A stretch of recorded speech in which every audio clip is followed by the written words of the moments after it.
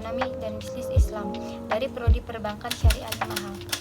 Jadi di video ini saya akan menjelaskan atau mempresentasikan rangkuman dari beberapa materi yang telah diberikan sebelumnya. Nah, tugas ini tujuannya untuk memenuhi tugas mata kuliah dari MPBS atau Manajemen Pembiayaan Perbankan Syariah dengan dosen pengampu Bapak Syahril Al-Rasyid MSI. Nah, langsung saja saya akan menjelaskan di pertemuan pertama, yaitu membahas tentang konsep dasar pembiayaan. Nah, di konsep dasar pembiayaan ini membahas tentang kegiatan utama bank, perbedaan bank konvensional dengan syariah, tentang penyaluran pembiayaan, tentang definisi pembiayaan dan lainnya. Nah, yang pertama itu ada kegiatan utama bank. Jadi kegiatan utama bank itu mencakup tentang penggunaan dananya, yang kedua sumber dananya, yang ketiga jasa-jasa perbankannya. Nah, selanjutnya ada definisi pembiayaan.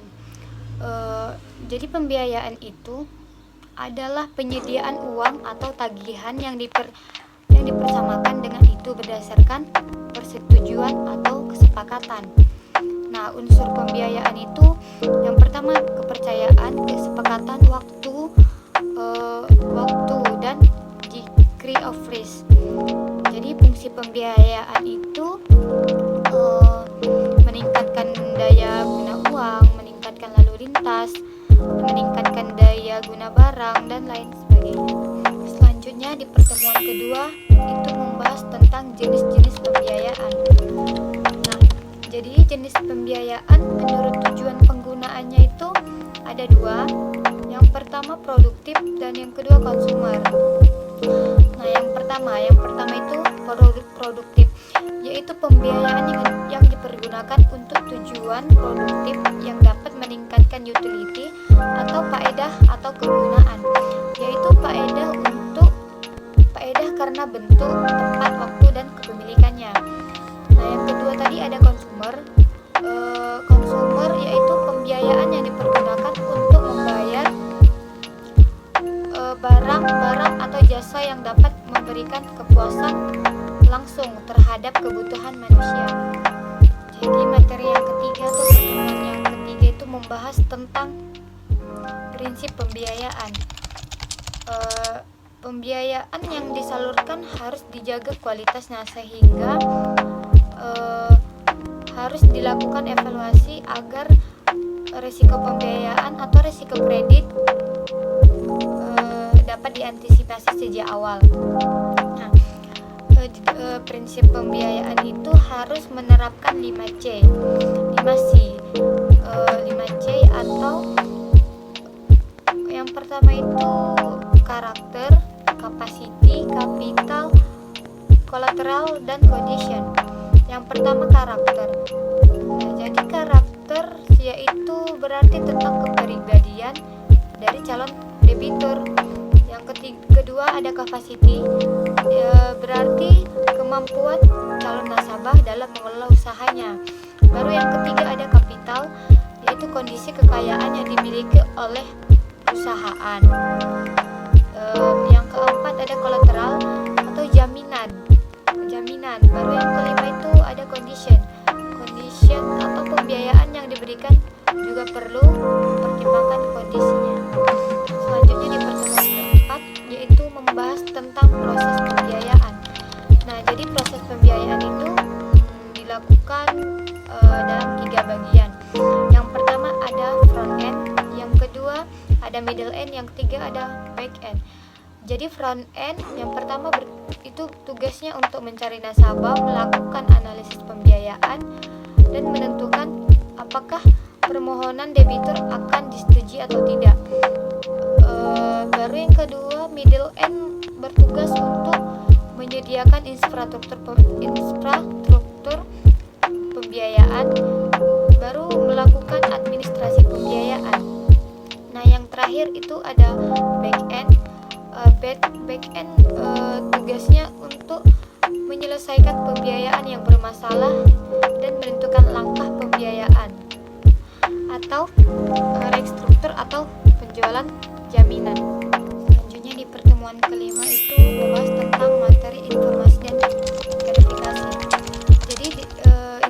dan verifikasi, yaitu perlu tahapan pembiayaannya.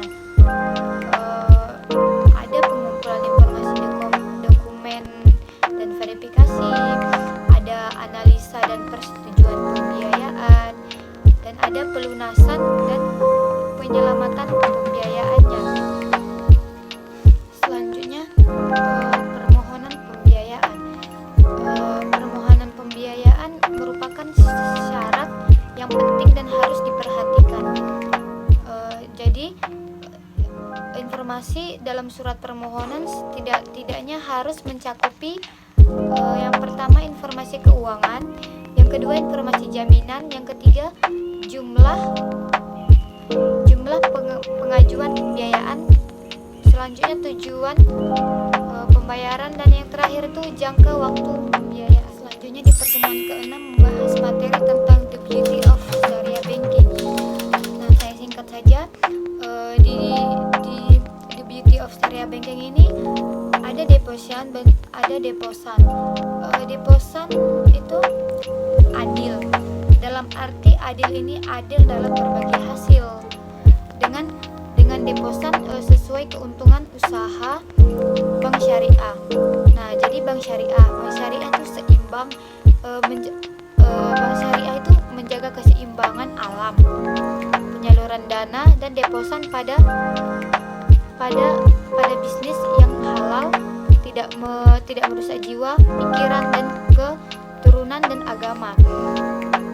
Selanjutnya debitur itu maslahat.